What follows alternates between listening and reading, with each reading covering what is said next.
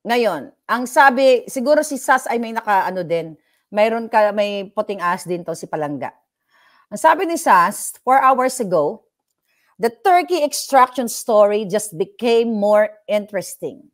Besides kids, a gadget was supposed to be extracted.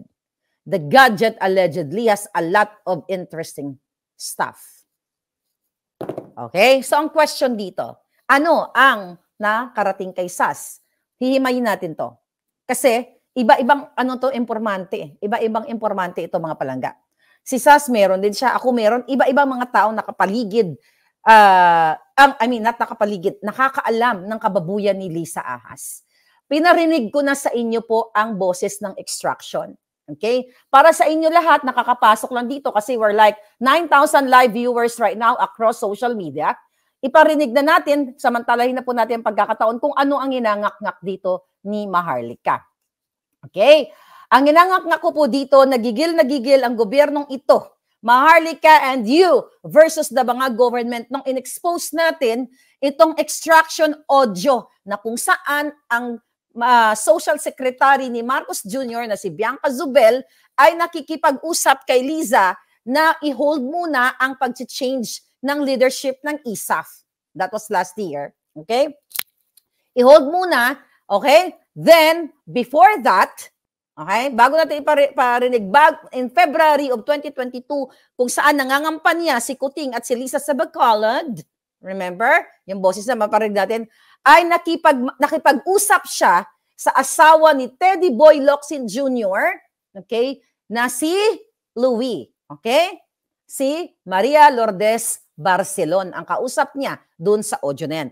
Dahil na-expose na ito, mga Palangga, nakakalungkot man sabihin, pero sa part ng distressed mother na nagtatago ay inahunting na rin siya. Kung naririnig mo ito, Palangga, be careful. Kung ako ay mag-careful din, be careful kasi inahunting ka na. At dito sa statement ni Sas, okay, sa kanyang post na ang gadget, sabi niya, a gadget was supposed to be extracted.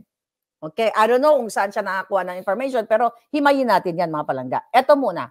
Listen to this, mga kababayan. Sa mga kapapasok lang po, ito po ang boses ni Bianca Zubel na social secretary ni Marcos Jr. na kung saan kinakausap niya si Lisa na i-hold muna ang pagpalit ng ISAF, okay, leadership during that last year, last year, kasi naka-out na daw po ang dudukot sa mga bata at sa nanay sa Turkey. Here, mga darling. Liz, hi. Sorry to bother you, but I just got a call from Thor, and they're a bit concerned because they've gotten an order daw that the chief of ISAP is supposed to be changed by Tuesday, and there are people that are out to do some extraction.